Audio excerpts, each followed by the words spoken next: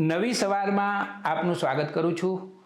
નવી સવાર માટે આજે રળિયામણી ઘડી છે, કારણ કે ધત્રી ધર્મેન્દ્ર ત્રિવેદી તરીકે ઓળખાતા સર્જક નવી સવારના સ્ટુડિયોમાં આવ્યા છે.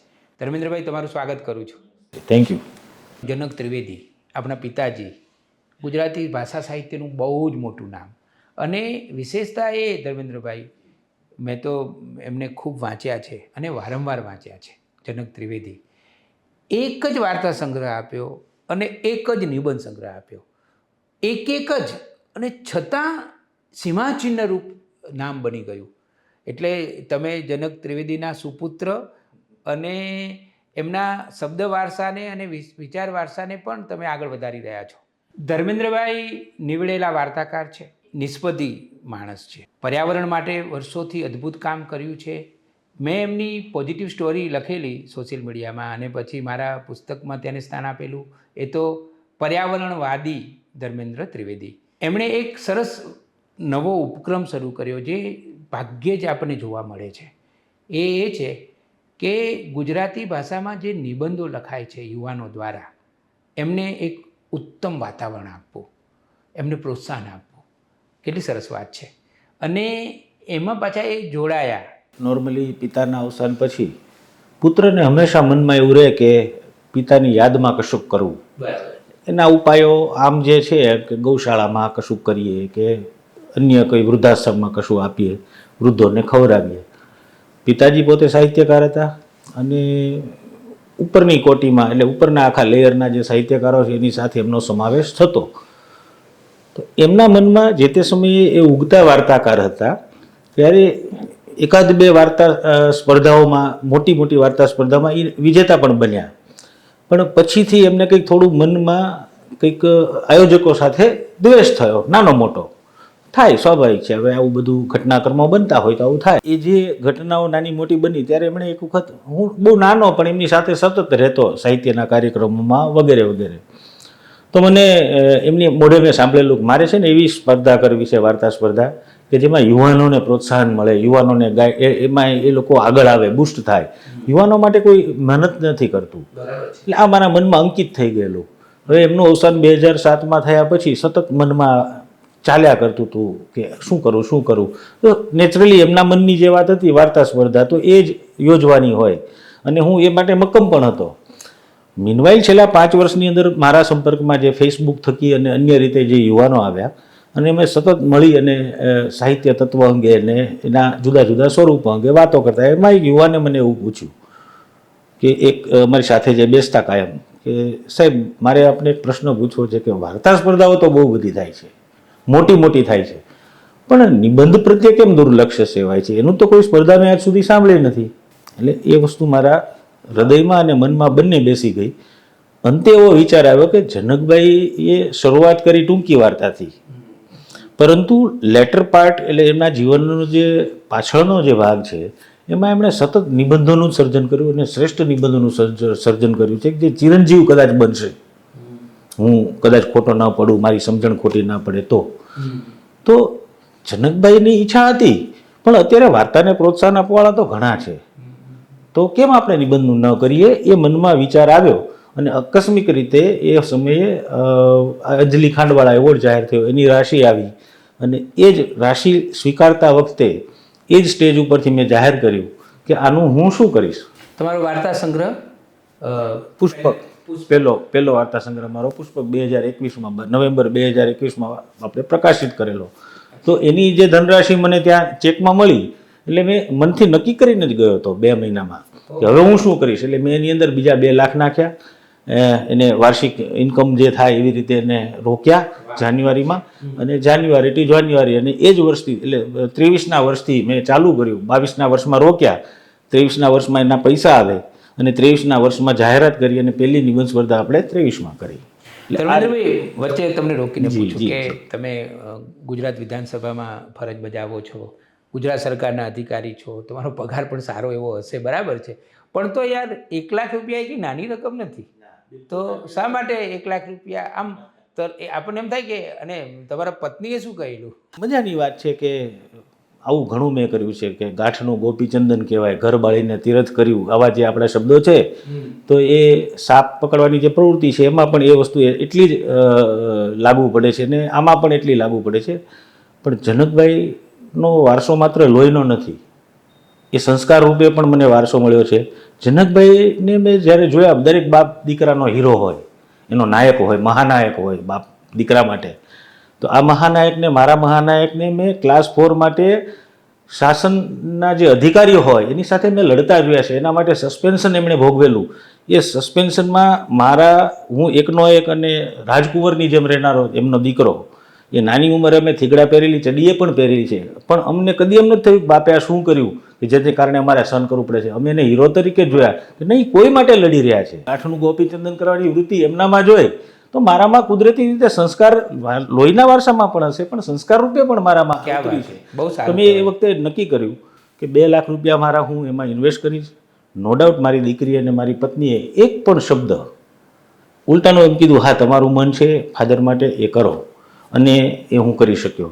ધર્મેન્દ્રભાઈ, મને કોઈ ધનપતિ હોય, દાખલા તરીકે એનો ધીકતો ધંધો ચાલતો હોય અને પછી એને કોઈ ઇનામ મળે અને એમાં એ પૈસા ઉમેરે, એ વાતમાં, અને કોઈ એક સરકારી અધિકારી છે, સરકારી કર્મચારી છે, એ પોતાની ડબલ રકમ 1 લાખમાં તમે 2 લાખ ઉમેર્યા, એટલે ખરેખર હું તમને આખા ગુજરાત તરફથી, ગુજરાતી ભાષા સાહિત્યના સમૂહ તરફથી અભિનંદન આપું છું. એટલે મૂળ વાત આ છે કે આ વારસામાં મળ્યું છે, એ બીજા જ પણ મળ્યો છે. જનકભાઈનો આખા બોલાપણો, જે હમણાં તાજેતરમાં આપણે ફેસબુક પરની ઘટનાઓમાં જોયું કે સત્યની પડખે રહેવું.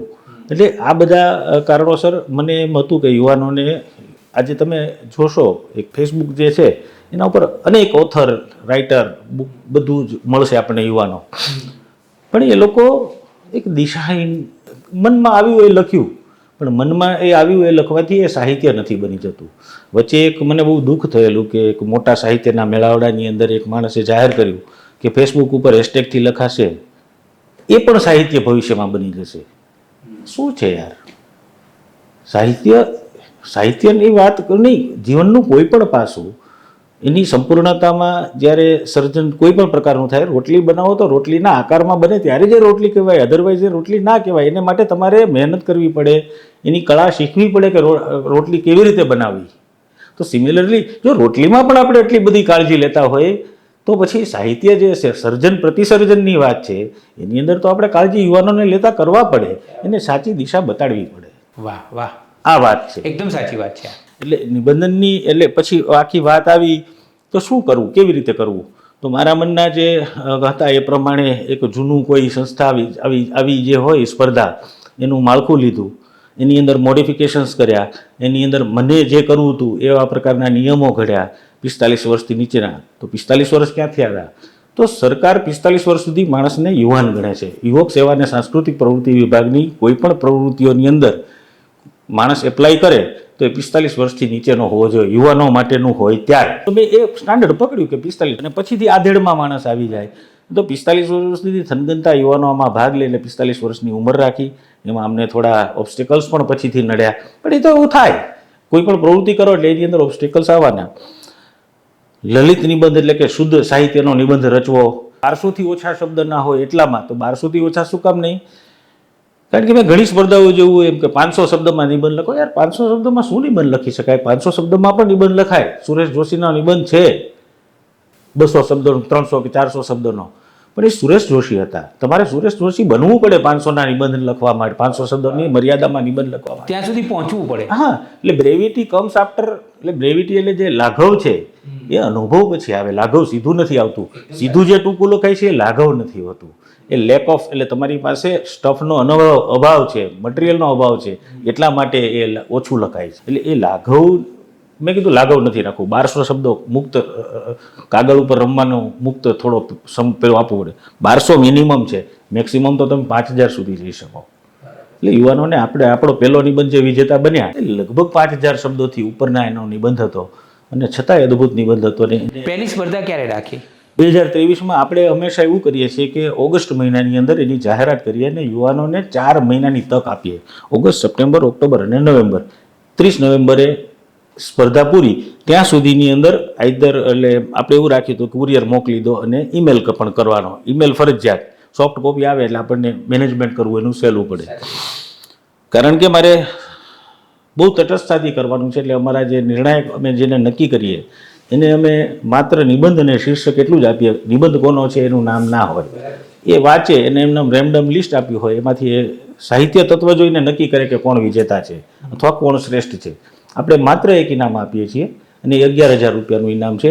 અને 11,000 રૂપિયા એ બહુ મોટી રકમ. હા, એક નિબંધ માટે તો ઘણી મોટી રકમ કહેવાય.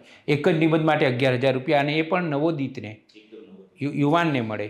તો જે પહેલી તમે સ્પર્ધા રાખી હતી એમાં મને એવું લાગે છે કે કુલ 23 નિબંધો આવ્યા હતા અને નિર્ણાયક હતા અજય રાવલ. અજય રાવલ એ નિબંધ સ્વરૂપમાં મને લાગે PhD પણ કરી. માણસની છે ને વાર્તામાં પણ એટલી સમજણ છે અને નિબંધમાં પણ એમની એટલી સમજણો, પોતાની સ્વરૂપની સમજણો છે.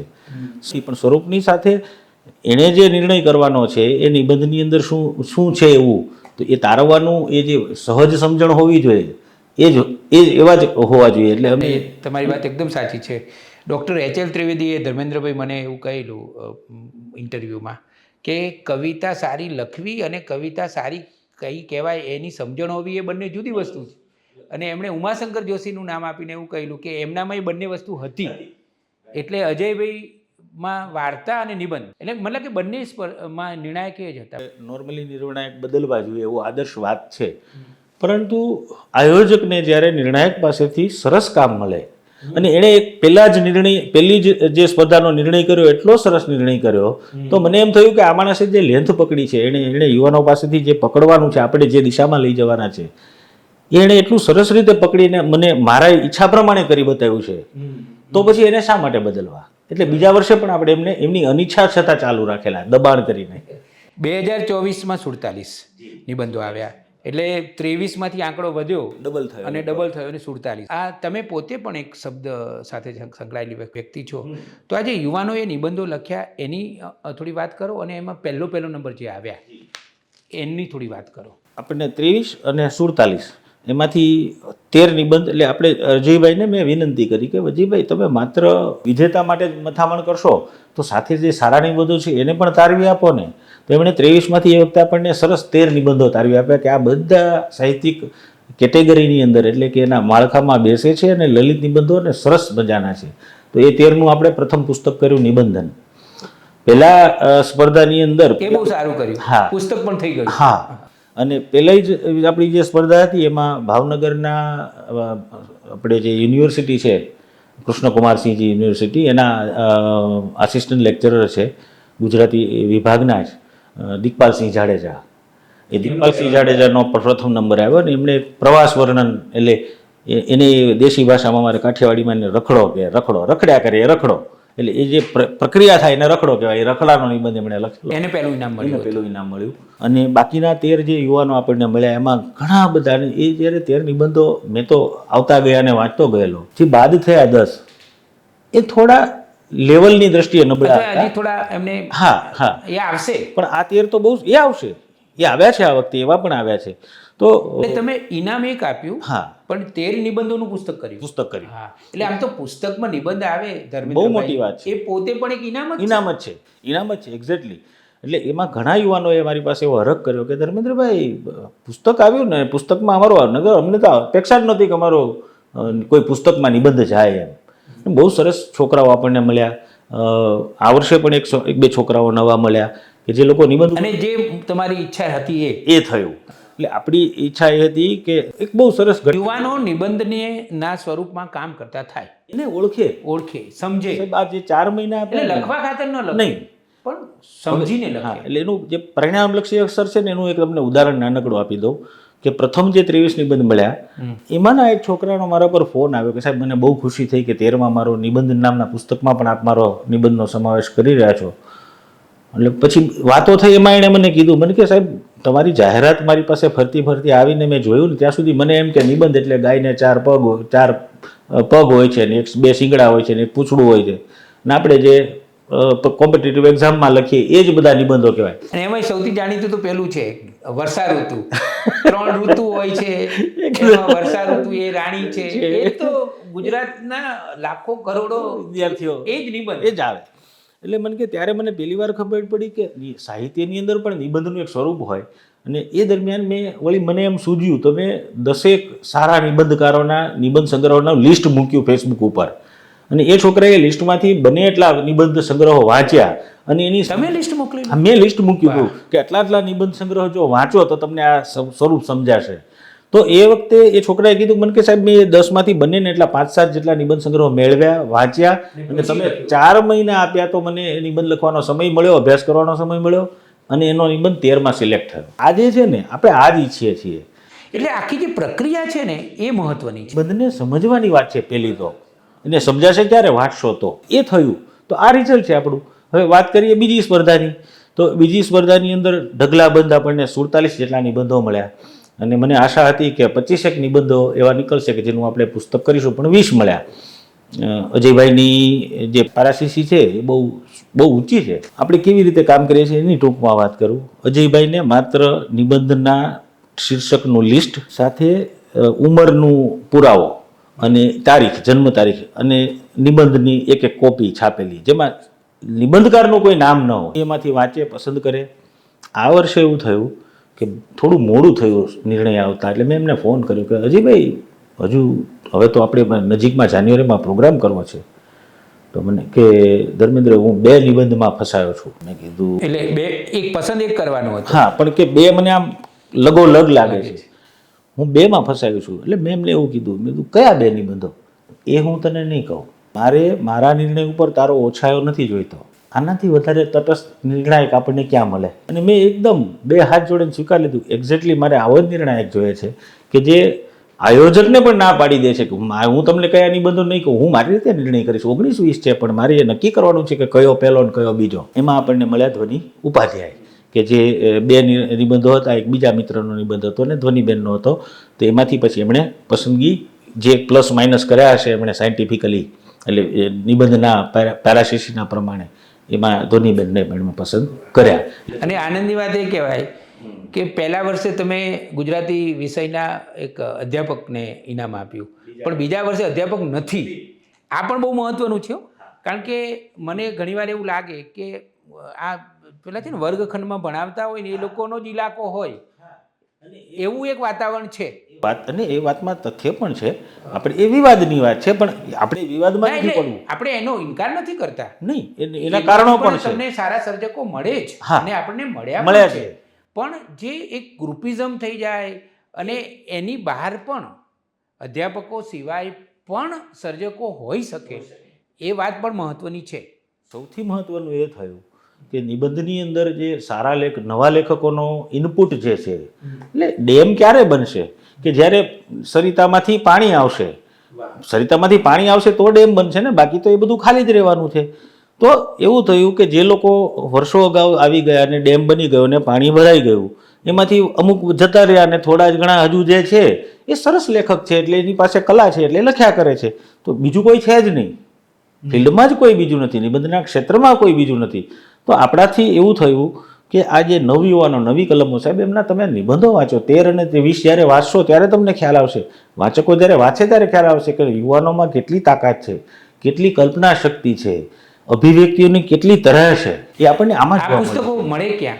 આ પુસ્તકો આપણે ઓનલાઈન જ, આમ તો મનીષ પટેલ ઝેડકેર પબ્લિકેશન થ્રુ એમણે કર્યા છે. ને આ વર્ષે આપણે નિબંધ સ્પર્ધાના વિજેતાનું સન્માન કર્યું ને એને ધનરાશિ આપી. તે જ દિવસે એ પુસ્તકનું પણ વિમોચન કર્યું. એ એડવાન્સમાં ચાલીને આપણે આ કામ કરેલું. તો એ ઉત્તમ કામ. ઝેડકેટનું ઓનલાઈન જે એનું પોર્ટલ છે એના ઉપરથી આપણને ઓનલાઈન, અને જે વિડીયો જોઈ રહ્યા છે એ લોકોને અમે અહીંયા સરનામું પણ આપીએ છીએ. એટલે તમને જો આ નિબંધો વાંચવા હોય તો તમે સંપર્ક કરીને નિબંધો મેળવી પણ શકશો. ધર્મેન્દ્રભાઈ, ખરેખર તમને હું અભિનંદન આપું છું. મોટાભાગે એવું બનતું હોય છે કે પૈસા આપીને દાતા છૂટી જતો હોય છે કે ભાઈ મારું કામ પૂરું થયું, પણ તમે જુદા નીકળ્યા. આમે તમારી માટી અને પાટી બંને જુદી જ છે. તમે જુદા એવી રીતે નીકળ્યા કે તમે પૈસા આપીને બંધાઈ ગયા. 1 લાખ રૂપિયાની ધનરાશિ મળી પારિતોષિકમાં, એમાં 2 લાખ રૂપિયા ઉમેર્યા, પછી એક આખી યોજના બનાવી અને યોજનામાં તમે પોતે સમય આપીને આખી બંને યોજનાઓ બંને સ્પર્ધાઓ તમે ખૂબ સરસ રીતે સંપન્ન કરી. અને મને વધારે તો એ ગમ્યું કે તમે આમ નિસ્બત રાખીને યુવાનો સાથે સંકળાયેલા રહ્યા. દાખલા તરીકે તમે 15 નિબંધ સંગ્રહોના નામ આપો એ પણ કેટલી મોટી વાત છે. અને પછી તમે વ્યક્તિગત રીતે સંપર્કમાં રહો, યુવાનો સાથે ચર્ચા પણ કરો અને પુસ્તકો પણ કર્યા બંનેના. એટલે જ્યારે 10 વર્ષ પછી નવી સવારમાં હું તમારો ઇન્ટરવ્યૂ કરતો હોઈશ ત્યારે ધર્મેન્દ્રભાઈ તમે મને કહેતા હશો કે ગુજરાતી ભાષાના આ જે 5 નિબંધકારો છે ને એ 5 નિબંધકારો અહીંથી અમે એમાં નિમિત્ત બન્યા છીએ. ધર્મેન્દ્રભાઈ તમે નવી સવારના સ્ટુડિયોમાં આવ્યા અને આટલી ખૂબ સુંદર વાતો અમારી સાથે વહેંચી તે માટે તમારો આભાર માનું છું.